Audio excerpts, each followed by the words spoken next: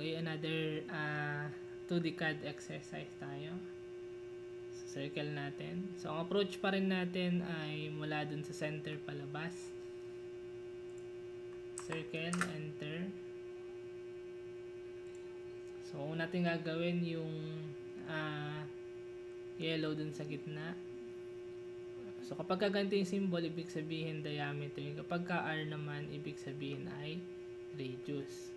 So, yung dilaw na circle dun sa gitna, ang diameter niya ay 88. So, click nyo lang yung D, enter, tas value na 88. Okay, so wag nyong i-input kagad yung value na 88 kapag ka naka-diameter. Kasi ang default ni AutoCAD ay nakaset yan ng radius.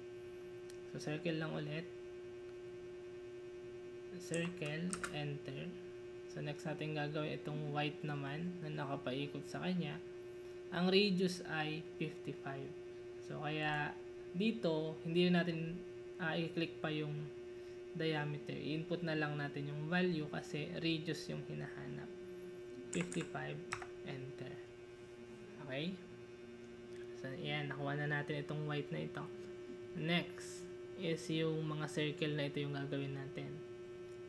So, dito, sa reference natin, kung papansinin ninyo, wala siyang ibinigay na distance or location na sukat kung paano natin makuha yung layo niya mula dun sa center ng circle.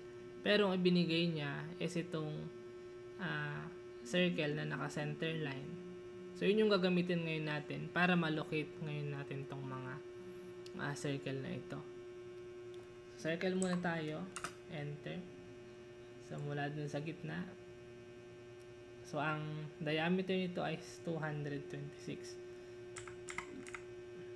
Or click nyo muna yung diameter, D, enter, tas 226 kasi diameter pala to. Enter. Yan. So, ibig sabihin, ito na yun ngayon. Tapos, yung quadrant ngayon nito, yun yung gagamitin ngayon natin kung saan natin ilalagay yung mga circle na ito. Yung inner circle, yung orange, ang radius na ay 20. Yung white naman, ang radius is 26. So, circle, enter. Radius, or input nyo lang yung value kagad na 20, enter. Tapos enter lang ulit since yung existing command, input yung value na 26. Okay? Ayan. So, nakuha na ngayon natin. So, yung sunod natin gagawin ay ikakopy na lang natin to or array. Ayan. Pwedeng array ulit yan. Polar array. Click nyo lang ito. Enter. Click nyo yung center. So, ang kailangan lang natin ay 4. 4, enter. Okay, tapos close lang natin yung array. Okay, so ito na siya. So, next natin gagawin dyan is itong mga white naman na linya na to. Okay, so ang thickness naman itong white na linya na to ay 20. So, gagawin lang natin, line, enter. Mula dun sa pinakagitna, ang gagawin lang natin ay gagawa tayo ng line. Yan. So, isobra nyo lang dito sa bilog. Tapos, i-offset ngayon natin ng tag 10 both side. Offset, or ito, click nyo lang itong offset. Tapos, input nyo yung value na 10. Yan. 10 sa both side. Ayan. Tapos, enter. Tapos, trim lang natin. TR. Enter. Trim natin yung mga linya na hindi na natin kailangan.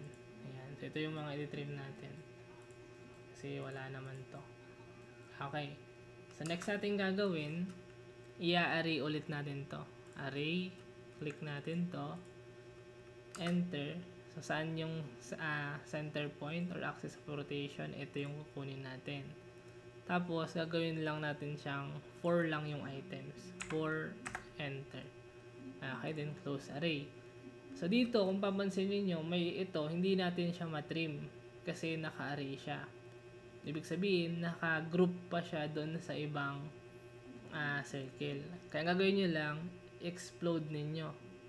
So, i-type nyo lang explode or i-type nyo X, tapos click nyo explode. Yan. Click nyo lang to, yung naka-array. Yan. Tapos kung papansinin nyo, hindi na siya magkakasama. So, tapos iti-trim nyo na ulit. Trim. So, check nyo yung reference kung kaparehas na ba yung ginagawa ninyo. Ayan. Okay, so nakuha na ngayon natin. So, next natin gagawin, buburahin na natin ito. Erase. Okay. So, next natin gagawin, yung one side lang ulit. Kasi symmetrical din yung object natin. I-mirror na lang natin mamaya yung nandito sa right side. Okay. So, sunod natin gagawin is itong arc na to.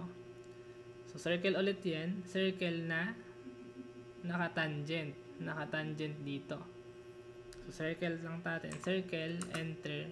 Hindi tayo mag-specify ng center point kasi tangent yan. Tangent, tangent, radius. So, click natin ito. Tapos, click na din natin ito. Tapos, input natin yung value ng radius. Ang value ng radius ay 40. Ayan. Ayan. Ay, wait. May nakalimutan pala tayo. Ayan. Hindi pa pala natin nagagawa ito. Kasi meron pa siyang isang circle na ang diameter ay 128. Ayan. Circle.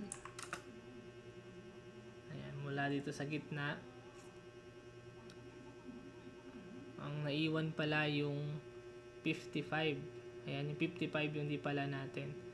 Radius or 55 na lang. Ayan. Ay, ito na pala yun. So, circle ulit tayo. Ang kukunin ngayon natin, diameter D, enter 128. Ayan. Ito yung nakalimutan natin. Ayan. Ito, hindi pa pala natin nagagawa yan. Okay. So, circle ulit tayo. Tangent, tangent, radius. Ayan, click nyo lang. Tapos click nyo to. Tapos click nyo to.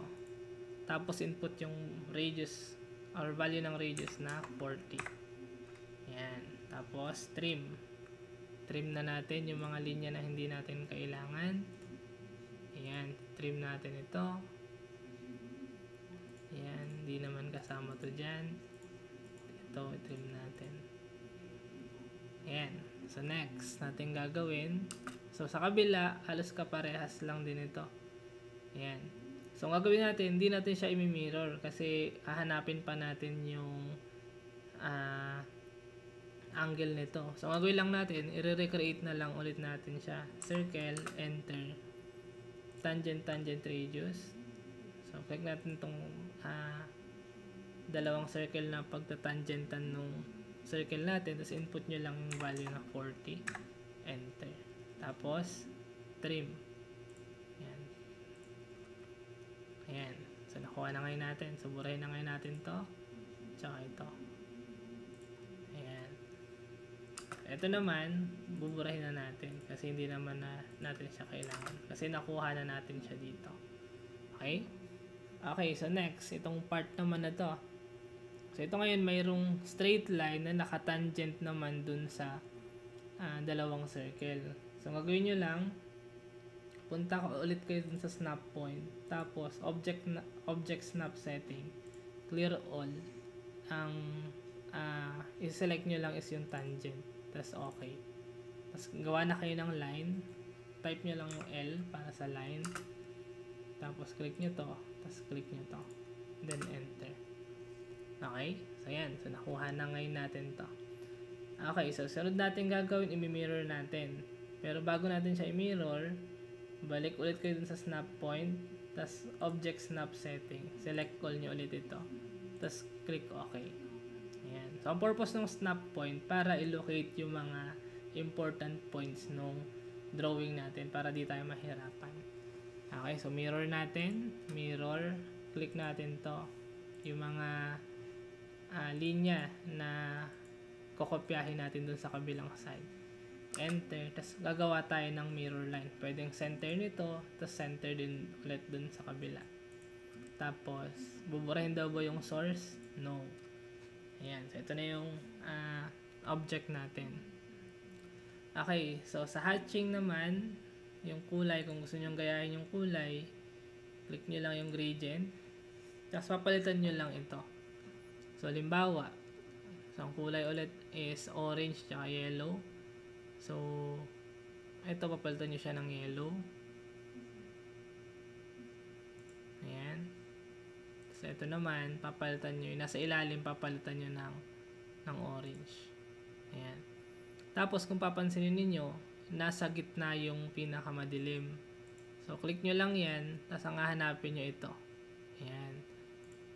Para pag hatch ninyo, ayan, hatch, hatch, hatch. Ayan, mapunta dun sa gitna yung pinakamadilim. So, yung yellow parang yung dark yung nakuha natin. So, medyo ilalight natin para pumarehas. Ayan. Or yung mas lighter yellow. Ay, hindi. Yan, ito na lang gagamitin natin. Okay?